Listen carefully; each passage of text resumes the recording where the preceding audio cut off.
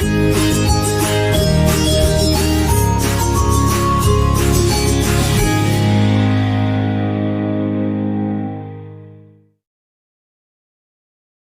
Everyone, હું છું પરીક્ષિત ગેડિયા અને મારી યુટ્યુબ ચેનલ સ્માર્ટ સ્ટડીમાં આપ સૌનું હાર્દિક સ્વાગત છે। જીએસઆરટીસી ગુજરાત રાજ્ય માર્ગ પરિવહન નિગમની ઈ પાસ સિસ્ટમ સરકાર માન્ય શાળા અને કોલેજમાં અભ્યાસ કરતા તમામ વિદ્યાર્થીઓ માટે બસ પાસ અભ્યાસ દરમિયાન ગ્રામ્ય તથા શહેરી વિસ્તારની જીએસઆરટીસી બસોમાં નિઃશુલ્ક એટલે કે ફ્રીમાં પાસની સુવિધા ઉપલબ્ધ કરે છે।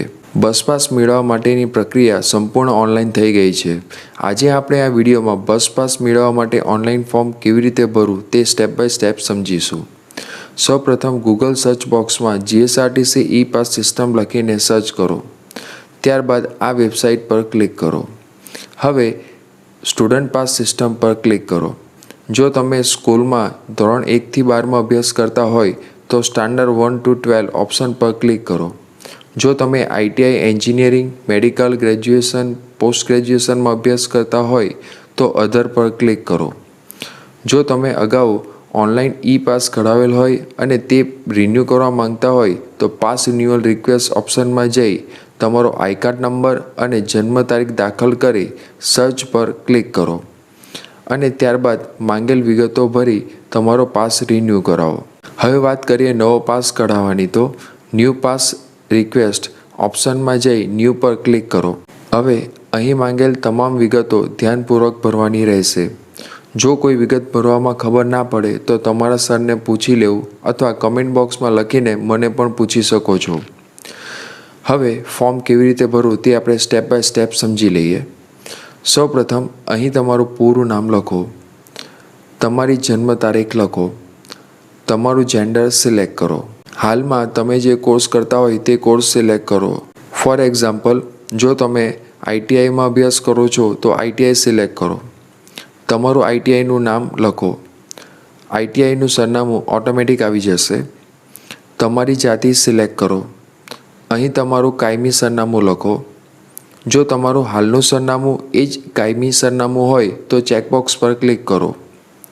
જો તમારું હાલનું સરનામું અલગ હોય તો અહીં લખો। જે સ્થળેથી તમે બસમાં ચઢવાના હોય તે સિલેક્ટ કરો। તમારી આઈટીઆઈનું નામ સિલેક્ટ કરો। તમારો રૂટ સિલેક્ટ કરો। કાઉન્ટરનું નામ સિલેક્ટ કરો। બસ પાસ કઢાવવા માટે તમને જે કાઉન્ટર નજીક પડતું હોય તે સિલેક્ટ કરવું। શૈક્ષણિક વર્ષ સિલેક્ટ કરો। સત્ર સિલેક્ટ કરો। જે તારીખથી સત્ર શરૂ થાય તે તારીખ સિલેક્ટ કરો। જે તારીખે સત્ર પૂર્ણ થાય તે તારીખ સિલેક્ટ કરો। આ તારીખ તમે તમારા સુપરવાઇઝર ઇન્સ્ટ્રક્ટર પાસેથી મેળવી લો। જે સમયગાળા માટે પાસ કઢાવવા માંગતા હોય તે સમયગાળો સિલેક્ટ કરો। 1 મહિનો, 3 મહિનો કે સંપૂર્ણ સત્ર માટે। મોટાભાગે 3 મહિના સિલેક્ટ કરવું। જે તારીખથી બસ પાસ કઢાવવા માંગતા હોય તે તારીખ સિલેક્ટ કરો। સર્વિસ ટાઈપમાં લોકલ કે એક્સપ્રેસ સિલેક્ટ કરો। બસ પાસ સંપૂર્ણ ફ્રી હોવાથી એક્સપ્રેસ સિલેક્ટ કરો તો વધારે સારું। અહીં તમારો મોબાઈલ નંબર લખો। અહીં તમારી ઈમેલ આઈડી લખો। હવે આ ચેકબોક્સ પર ક્લિક કરો, સબમિટ પર ક્લિક કરો।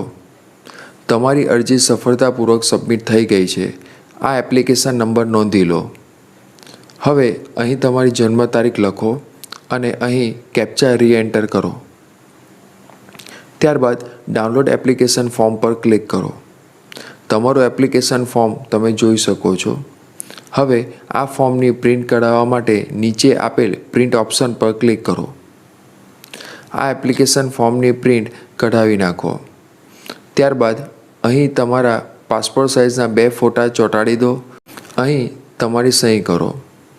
અહીં તમારા વાલીની સહી કરાવી તમારું પૂરું સરનામું લખો। અહીં તમારી આઈટીઆઈ જે નંબર અને તારીખથી સરકાર માન્ય થઈ તે લખો। ફોર એક્ઝામ્પલ, આઈટીઆઈ પારડીમાં નંબર 1080/10/468 અને તારીખ 29/9/1981 છે।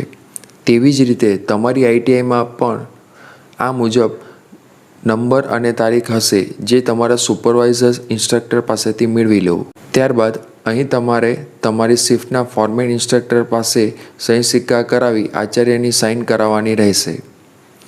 ત્યારબાદ આ અરજી લઈને એસટી ડેપોમાં જવાનું રહેશે, જ્યાં તમારે આ અરજી ઉપરાંત રહેઠાણનો પુરાવો સરપંચ પાસેથી, આધાર કાર્ડની ઝેરોક્સ, ₹250 વાળી CMD રસીદની ઝેરોક્સ જમા કરાવવાની રહેશે તથા ₹10 આઈ કાર્ડ બનાવવા માટે આપવાના રહેશે. અહીં બસ પાસ કઢાવવા માટેની સંપૂર્ણ પ્રોસેસ પૂરી થાય છે. આ સિવાય વિદ્યાર્થી મિત્રો, જો તમને કોઈ પ્રશ્ન હોય તો નીચે કમેન્ટ બોક્સમાં લખીને મને પૂછી શકો છો. જય હિન્દ, વંદે માતરમ.